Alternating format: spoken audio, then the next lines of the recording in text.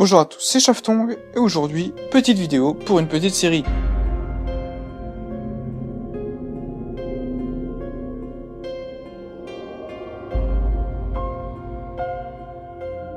Et c'est ce qui va introduire une nouvelle série de vidéos sur ma chaîne, comme vous l'avez vu dans le titre, Le Monde de Niji Ozin. Mais Kezako, eh bien c'est une série dans laquelle je parlerai uniquement des œuvres de Niji Ozin, tout en gardant en tête que je risque de faire la même chose pour d'autres créateurs de contenu de type Japon. Bref, sans digression, la première vidéo pour Niji Ozin parlera de Kubikiri Cycle, Aohiro Savant Ozarekoto Tsukai, un titre pas si compliqué que ça quand on le compare au scénario. Ah oui, précision, il n'y aura pas de spoil dans ces vidéos, je suis ici pour vous inciter à le voir, pas pour vous le raconter. Donc, Kubikiri Cycle est à la base un light novel de mes Arekoto Series, on y reviendra plus tard, scénarisé par Niji Ozin et illustré par Take entre février 2002 et novembre 2005, comptant 9 tomes. Et c'est en faisant des recherches même un peu poussées qu'on se rend compte que Niji Ozin est un homme particulier.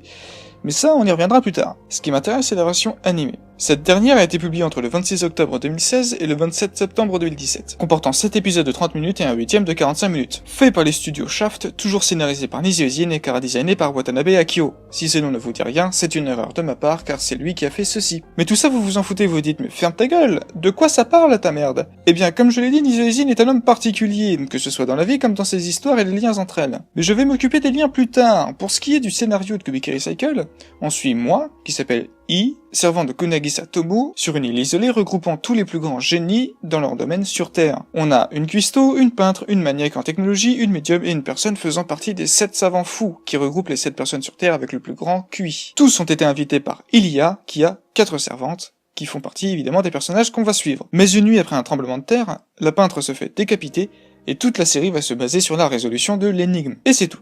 Oui, ce ne sont que 8 épisodes qui adaptent un seul tome, mais ça reste complet. En effet, toujours sans spoiler, toute la résolution de l'affaire sera détaillée. Tous les moindres détails seront expliqués. Après, il y a deux choses qui peuvent rebuter. Un, c'est Shaft. Donc la mise en scène, comme vous l'avez vu dans les extraits, est très particulière, voire déroutante. Deux, ça parle beaucoup. Mais genre, énormément. Et c'est une chose qu'on retrouve dans beaucoup, si ce n'est toutes les œuvres de Niji Ozin. J'en veux pour preuve Monogatari Series.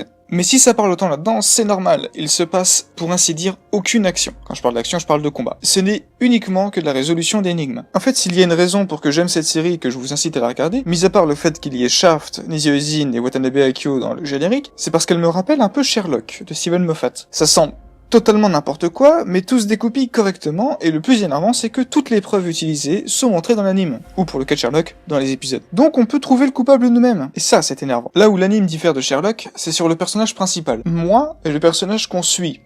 Partout, tout le temps, c'est même lui qui est le narrateur. Et une chose qu'on apprend dans la série, et qui est un peu la raison de cette série de vidéos, c'est que Niji Ozin aime bien faire des personnages qui se posent des questions sur le sens de la vie et l'intérêt de l'existence de l'humain. Mais on précisera tout cela dans d'autres vidéos, parce que je commence à en dire un peu trop sur cette série. Pour conclure, je dirais que si vous êtes un amateur de séries policières à la Edogawa Rampo ou Agatha Christie, cet anime vous plaira certainement.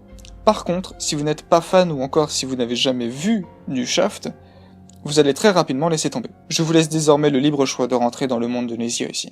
À la prochaine.